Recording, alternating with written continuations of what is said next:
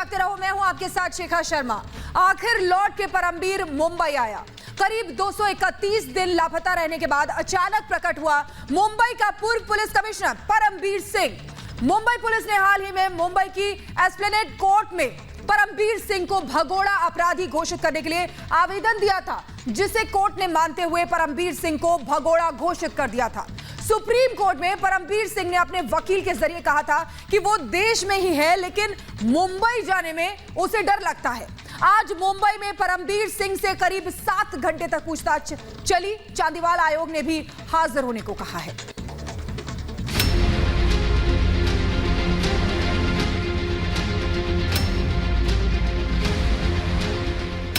दो 231 दिन बाद अचानक प्रकट हुआ परमबीर सिंह, जो करीब 7 महीने से फरार चल रहा था। वो सीधे मुंबई पहुंचा। चंडीगढ़ से मुंबई पहुंचते ही वो सबसे पहले मुंबई क्राइम ब्रांच ऑफिस पहुंचा और अपना बयान दर्ज करवाया। यहां उससे करीब 7 घंटे तक पूछताछ की गई। क्राइम ब्रांच की टीम परमबीर सिंह के खिलाफ गोरेगांव में दर्ज फिरौती के एक मामले की जांच कर रही है। इस मामले में परमबीर के खिलाफ गैर जमानती वारंट जारी हुआ था। वैसे परमबीर के खिलाफ एक नहीं बल्कि 3 गैर जमानती वारंट जारी हो चुके हैं।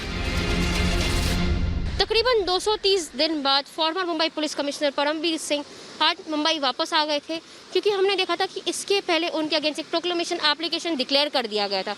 उस प्रोक्लेमेशन एप्लीकेशन के तहत अगर वो 30 दिन में इन्वेस्टिगेटिव एजेंसी यानी कि कांदिवली क्राइम ब्रांच जो यूनिट 11 है उसके सामने पेश नहीं होते तो उनके अगेंस्ट एक अब्सकॉन्डर नोटिस इशू किया जाता। इसी के चलते एयरपोर्ट पे लैंड करते ही तकरीबन 10:45 को सुबह को जब उन्होंने लैंड किया, उसके बाद तुरंत वो कांदिवली पुलिस स्टेशन गए, जहाँ पे उनके तकरीबन 7 घंटे तक क्वेश्चनिंग की गई थी। वसूली कांड में फंसा परमबीर करीब 7 महीने से लापता था।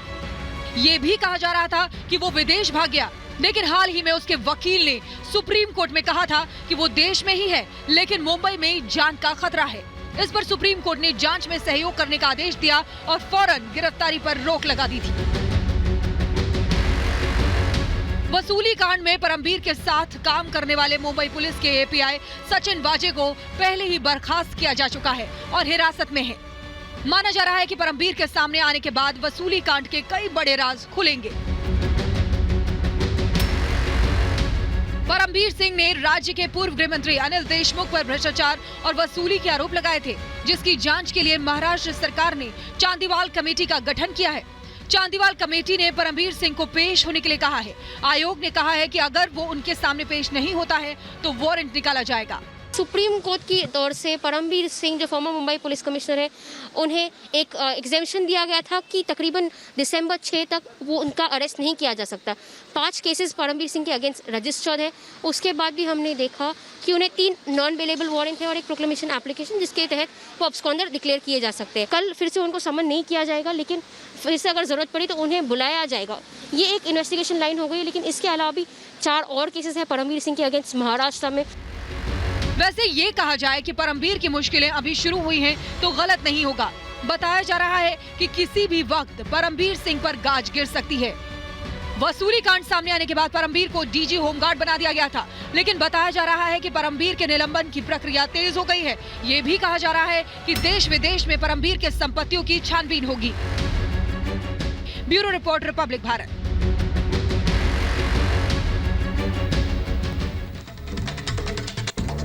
और इधर एक हफ्ते के अंदर भारतीय नौसेना के समंदर के 2 बाहुबली मिले हैं। 21 नवंबर को विध्वंसक जहाज आईएनएस विशाखापट्टनम P-15B नौसेना में शामिल हुआ था और आज घातक पनडुब्बी आईएनएस वेला नौसेना में शामिल कर ली गई है। इन दोनों के आने से समंदर में भारत की धमक और बढ़ी है।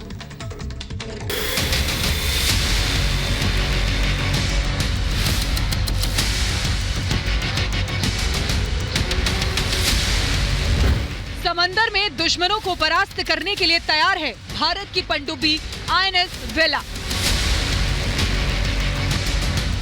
नौसेना के बेड़े में शामिल हुई पनडुब्बी आईएनएस वेला।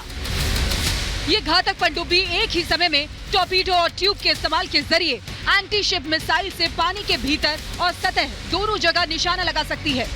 पानी के अंदर से ही मिसाइल छोड़कर हवा में उड़ रहे दुश्मन के लड़ाकू विमान को ढेर कर सकती है। नौसेना में आज स्कॉर्पियन क्लास की चौथी पनडुब्बी शामिल कर ली गई है। नौसेना प्रमुख एडमिरल करमबीर सिंह ने गुरुवार सुबह इसे कमीशन किया। बेहद आधुनिक है INS वेला। दुश्मन के खेमे में तबाही मचा सकती है INS वेला। INS वेला के शामिल होने से नौसेना की मारक क्षमता और ज्यादा होगी। बताया जा रहा है कि ये पनडुब्बी स्पेशल स्टील से बनी है, जो कि बहुत ही मजबूत है और पानी के अंदर काफी गहराई तक जाकर अपना काम कर सकती है, दुश्मन के रडार की पकड़ से दूर। INS वेला की स्टेल्थ टेक्नोलॉजी इसे रडार सिस्टम को धोखा देने योग्य बनाती है। इसे कोई भी रडार नहीं पकड़ सकता है, दुश्मन को पता भी नहीं चलेगा और ये अपना काम करके निकल जाएगी। ये पनडुब्बी anti surface warfare, anti submarine warfare, खुफिया जानकारी इकट्ठा करने, माइंस बिछाने के साथ साथ निगरानी करने में भी बेहद सक्षम है। मई 2019 में लॉन्च की गई INS वेला ने कोविड प्रतिबंधों के बावजूद हथियार और सेंसर टेस्ट समेत सभी प्रमुख बंदरगाह और समुद्री ट्रायल्स को पूरा किया। INS वेला को मुंबई के मझगांव डॉकयार्ड में तैयार किया गया है। इसका फ्रांस के मेसर्स नेवल ग्रुप के साथ समझौता है। प्रोजेक्ट 75 के तहत बनने वाली कल्वरी क्लास की चौथी पनडुब्बी है INS वेला। INS वेला से पहले INS Calvary, INS Khanderi, INS करंज भी नौसेना में शामिल हो चुकी है। सभी फ्रांसीसी स्कॉर्पियन क्लास पनडुब्बी की तकनीक पर बनाई गई हैं। ऐसी 6 पनडुब्बियां बनाने का लक्ष्य है। वेला चौथी पनडुब्बी है।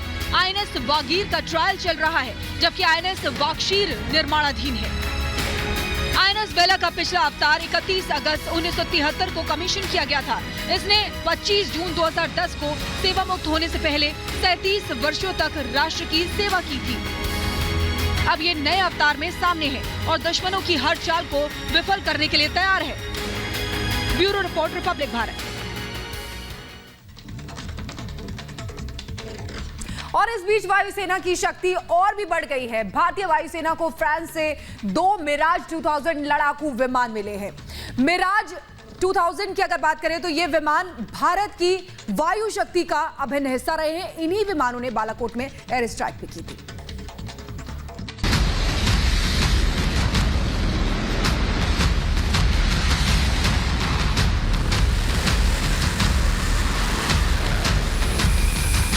जल, थल और नभ तीनों ही जगह भारत अपनी शक्ति बढ़ा रहा है।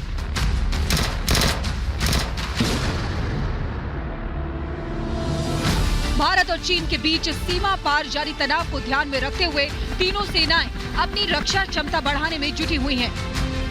इसी कड़ी में भारतीय वायुसेना के लड़ाकू जेट बेड़े को और अधिक मजबूती मिली है। 2 मिराज 2000 लड़ाकू विमान फ्रांस से ग्वालियर एयरबेस पर पहुंचे हैं। भारत पहुंचे ये दोनों विमान इससे पहले फ्रांस के शक्तिशाली लड़ाकू विमानों के बेड़े में शामिल थे। ये दोनों मिराज विमान ट्रेनर वर्जन है।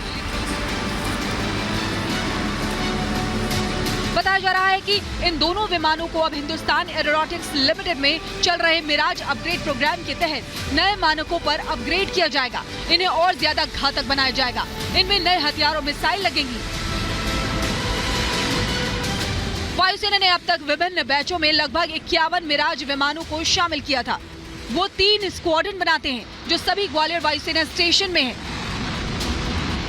मिराज 2000 की खूबियों की बात करें तो मिराज 2000 विमान 1 सीट वाला फाइटर जेट है। ये विमान 1 घंटे में 2495 किलोमीटर की दूरी तय कर सकता है। ये विमान जमीन के साथ साथ हवा में मौजूद दूसरे प्लेन्स को भी निशाना बनाने में सक्षम है। दुनिया के 10 बेहतरीन लड़ाकू विमानों में माना जाता है। मिराज 2000 फाइटर जेट को भारत ने पहली बार 1980 के दशक में फ्रांस से खरीदा था। ये भारतीय वायुसेना का अभिन्न अंग है। कारगिल युद्ध से लेकर 2019 बालाकोट एयर स्ट्राइक तक मिराज 2000 ने दुश्मनों पर कहर बरपाया है। मिराज की मदद से पाकिस्तान में आतंकवादी शिविर बर्बाद किए गए हैं। सर्दियों की शुरुआत हो चुकी है। अब सीमा पर खासकर लद्दाख में LAC पर गश्त बढ़ाने की जरूरत है। ऐसे में इन जहाजों के आने से वायुसेना को खासी मदद मिलेगी। Bureau report, Republic Bharat.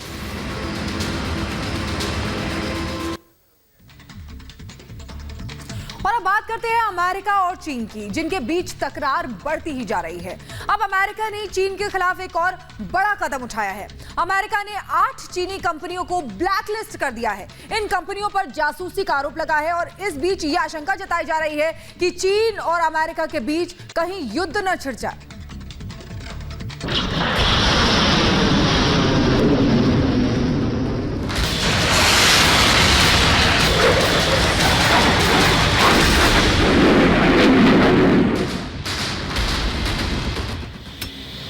America और चीन के बीच संबंध बद से बदतर होते जा रहे हैं। हाल ही में ताइवान से लेकर कई मुद्दों पर अमेरिका और चीन आमने सामने आ चुके हैं।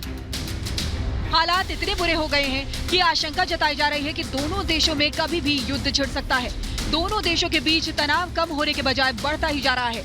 कभी अमेरिका कोई ऐसा कदम उठाता है कि चीन बौखला जाता है, तो कभी चीन ऐसा काम करता है कि अमेरिका आग बबूला हो जाता है। इसी कड़ी में अब अमेरिका ने चीन को एक और मोर्चे पर तनाव देने के लिए कदम उठाया है। चीन पर अमेरिका की नई स्टाइल। 8 चीनी कंपनियां ब्लैकलिस्ट। अमेरिका ने बुधवार को करीब 8 चीनी कंपनियों को ब्लैकलिस्ट कर दिया है। अमेरिका के मुताबिक ये कंपनियां चीनी सेना के लिए जासूसी कर रही थी। बताया जा रहा है कि ये कंपनियां अमेरिका की जानकारी चीनी सेना से साझा कर रही थी। अमेरिका के इस फैसले से चीन आग बबूला हो गया है। चीन ने कहा है कि अमेरिका चीनी कंपनियों को नियंत्रित करने के लिए ऐसा कर रहा है।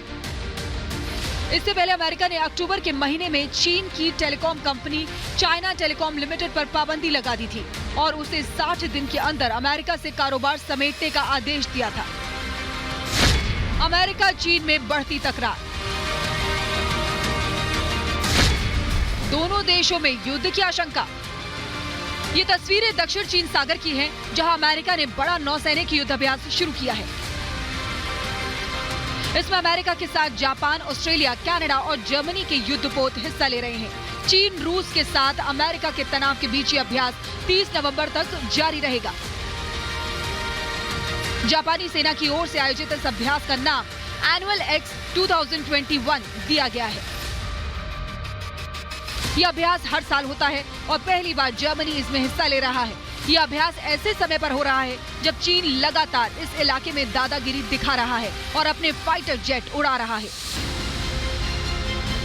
अपने युद्धपोत यहां भेजता रहा है। इसमें अमेरिका की ओर से aircraft carrier USS Carl Vinson समेत कई क्रूजर और डिस्ट्रॉयर शिप हिस्सा ले रहे हैं। चीन की दादागिरी से उसके पड़ोसी देश परेशान हैं और वे अमेरिका और जापान से मदद की उम्मीद लगाए बैठे हैं। चीन न केवल दक्षिण पूर्वी एशियाई देशों को आंखें दिखा रहा है, बल्कि जापान के कब्जे वाले द्वीप पर भी नजरें गड़ाए बैठा है।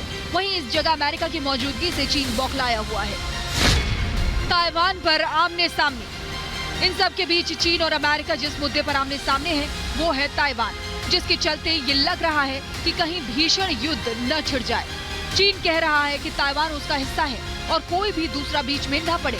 चीन लगातार ताइवान के रक्षा क्षेत्र में अपने लड़ाकू जहाज भेज रहा है, अपनी सेना तैनात कर रहा है। वहीं ताइवान की मदद कर रहा है अमेरिका। ताइवान ने साफ कर दिया है कि वो युद्ध के लिए तैयार है। अमेरिकी सैनिक ताइवान के सैनिकों को ट्रेनिंग दे रहे हैं। अमेरिका से F-16V विमान ताइवान ने मंगा लिए हैं। हालात ये हैं कि दिसंबर में अमेरिका लोकतंत्र पर चर्चा करने जा रहा है। उसने भारत समेत 110 देशों को न्योता भेजा है। ताइवान को भी न्योता गया है, लेकिन चीन को नहीं। इससे चीन का गुस्सा 7वें आसमान पर पहुंच गया है। Bureau report, Republic Bharat.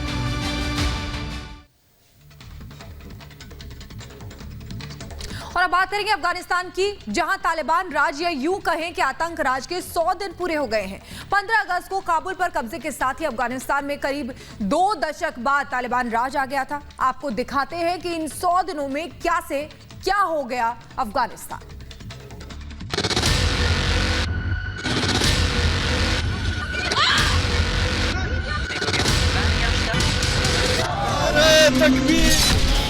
Afghanistan में आजकल कहीं बम धमाके हो रहे हैं,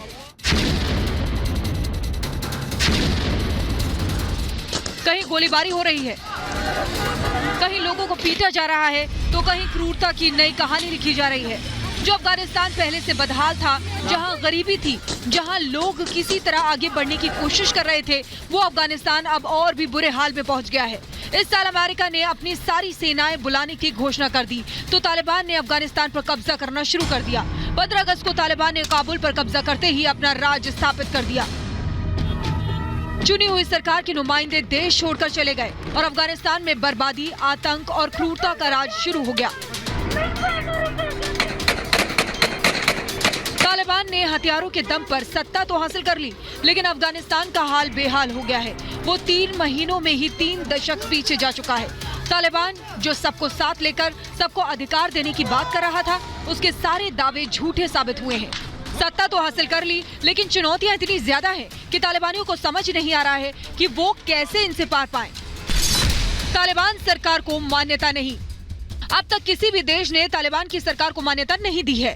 तालिबान लगातार कोशिश कर रहा है कि दुनिया के देश उसकी सरकार को मान्यता दे दें, लेकिन ऐसा नहीं हो पा रहा है। हालांकि